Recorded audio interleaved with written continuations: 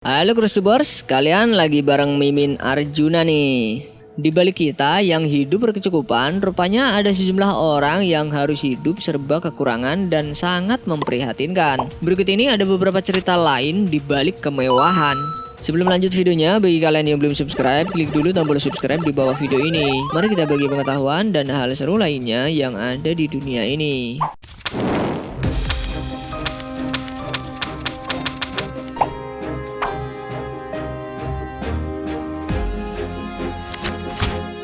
Saat mendengar nama Dubai, pastinya kalian langsung teringat dengan sisi kota yang indah dan glamor. Setiap sudut di kota ini terpancarkan kemewahannya, mulai dari tampilan masyarakatnya, kendaraan mewah yang lalu lalang, sampai bangunan yang berdiri kokoh.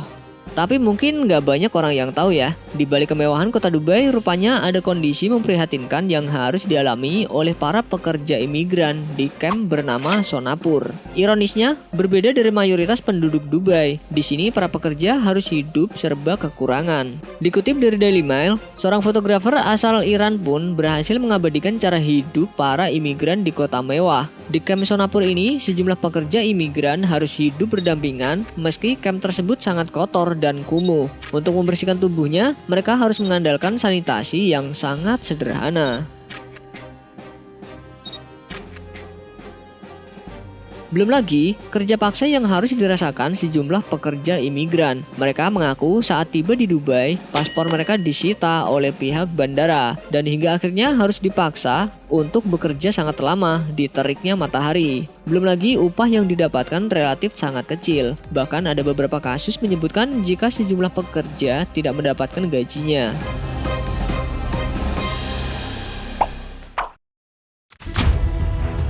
Handphone merek iPhone keluaran dari perusahaan Apple memang dianggap salah satu gadget termahal. Tapi siapa sangka di balik kemewahan dan kecanggihan iPhone, ada sejumlah pekerja di perusahaan Apple yang harus hidup layaknya hewan ternak. Hidup seperti hewan ternak bukan kalimat yang berlebihan sih. Mengingat foto yang diambil dari Daily Mail ini mengungkap fakta bahwa pekerja di pabrik Apple di Shanghai ini harus hidup berhimpitan di dalam asrama yang kumuh. Satu kamar asrama diisi setidaknya 8-12 tempat tidur susun. Belum lagi kamar mandinya yang jauh dari kata bersih dan layak, karena para pekerja harus mandi di kamar mandi yang tidak terpasang pembatas. Padahal terhitung setiap lantai dapat menampung 602 orang. Sedangkan yang tersedia di asrama itu hanya 30 toilet, 30 pancuran air, dan 50 wastafel. Belum lagi jika sejumlah fasilitas itu harus rusak.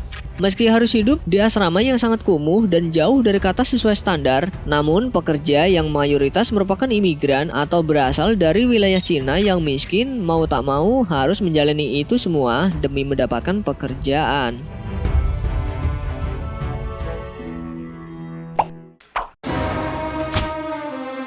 Jika kalian bisa berbaring di atas kasur yang empuk, kalian harus bersyukur dengan hal tersebut. Karena kenyataannya ada sejumlah orang di Hong Kong yang harus tidur di dalam kandang hewan.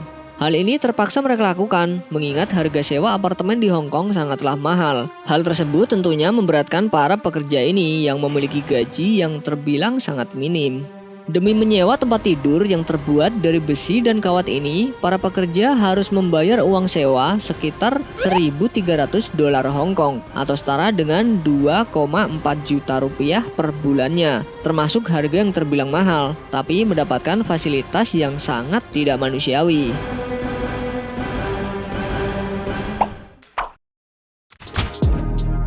Untuk keberlangsungan hidup, setiap manusia memang membutuhkan makan, dan umumnya mereka memilih untuk memakan makanan yang sehat, bersih, dan mengenyangkan. Tapi mirisnya, di Filipina ada sejumlah orang yang justru mau nggak mau harus makan olahan ayam sisa dari restoran cepat saji.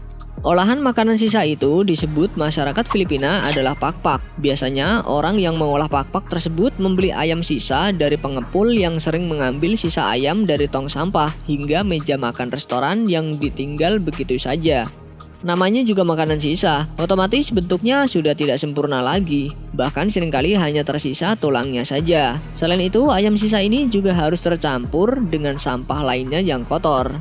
Sebelum diolah, biasanya ayam akan dipilih dan dicuci. Setelah itu baru dimasak dan ditambahkan bahan lainnya seperti saus, sayuran, dan bumbu penyedap lainnya. Kebanyakan yang harus terpaksa memakan santapan ini merupakan warga miskin yang tak mampu membeli ayam.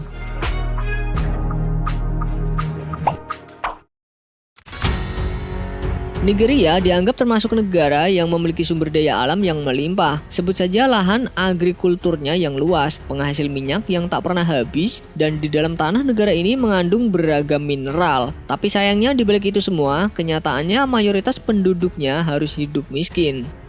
Anehnya, walaupun termasuk salah satu produsen minyak mentah terbesar di dunia, tapi di negaranya sendiri seringkali mengalami kelangkaan bahan bakar minyak di dalam negeri. Bahkan dikutip dari liputan6.com, bukannya menjadi penduduk yang lebih stabil perekonomiannya, warga yang tinggal di sekitar area penambangan minyak justru menjadi penduduk yang paling miskin di sana.